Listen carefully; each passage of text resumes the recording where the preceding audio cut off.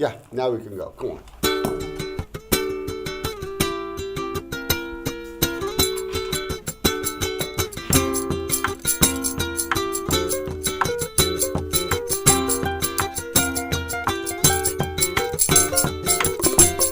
I wouldn't know how to begin to do a solo work of art. I have no idea how people do it. I would just sit and watch YouTube all day. Well, sometimes when I'm working on a solo, I have to work by myself. But then it's still, most of the time, also collaborating with musicians. So then it's entering a different world. So I guess it's always a sort of collaboration. Well, I am a collaborative artist, but to me, I never work with collaboration. People have, in Germany at least, still very much this image in their mind of an artist being this individual genius, male genius of, I don't know, they just conceive their ideas and then they fulfill it by themselves. But I think that's generally in theatre not really the case. Negotiation and confrontation and acceptance. These 3 words came into my mind. And I think, yeah, these 3 words, like a negotiation and confrontation and acceptance, has to be in a perfect balance, I think. I don't know what does it mean, perfect balance.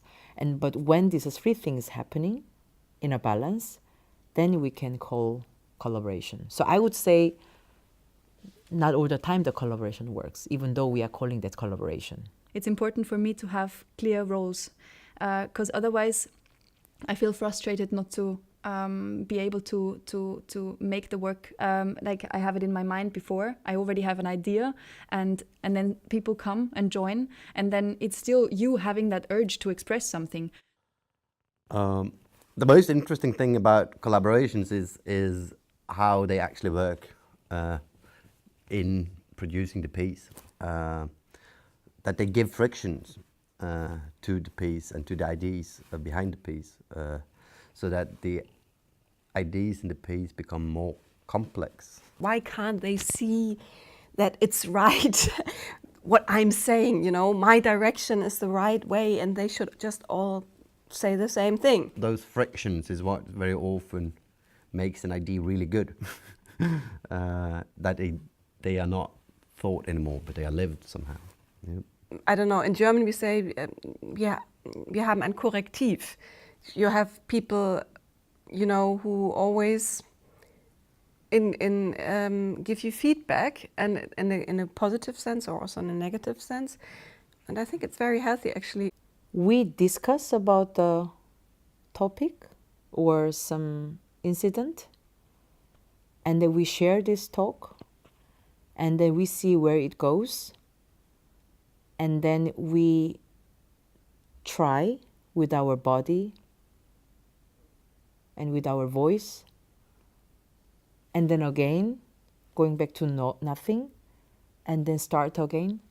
This dynamic happens constantly, and we really let other people's inspiration rise and also be influenced by that. So we try to be in interesting, try to be in communication. Yeah, that is how we do. As a group, we tend to talk a lot, but we're aware of that, so we try to get ideas existing in the room, in time and space, as soon as possible, so that everybody can see, that's what he means. You can have the most amazing idea in your head, and you know why, and what the concept is, and how it's going to work, and what it does, but if it's only in here, it's useless. You have to get it existing in the room, so that your collaborators can also see what it is and begin to shape it.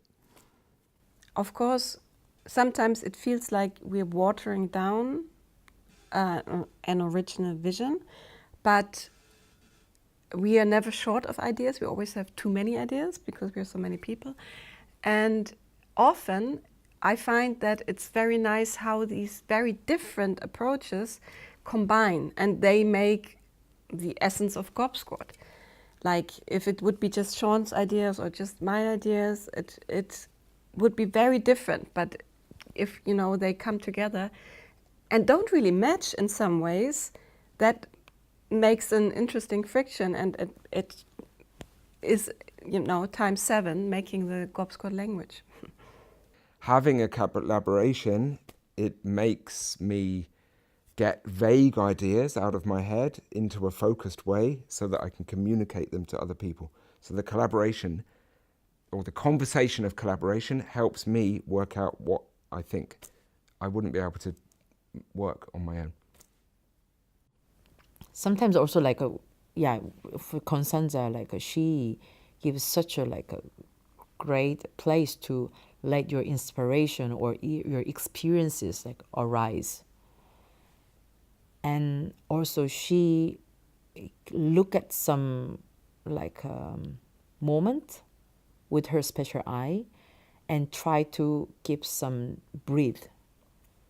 And then we experience that this becomes like one part of the performance. It's kind of magic sometimes, I feel. Because I feel like, oh, this is nothing. But she's like, no, like, let's talk about, like, oh, really? Like, oh, I feel like shame. Oh, no, I don't like. Okay, I do. But finally, it becomes one material, you know? Then it makes me think, all right, somehow that point was very important. That moment that I thought is kind of shameful or nothing, but it was really important in my life, actually. Yeah. So there was kind of realization, yeah. If you have this group of people with you, it's a bit like a buffer, because, you know, we, in the times when it was difficult, there was always us, and we were doing it for ourselves. And when we are successful, we share the success. So it comes in a healthy portion.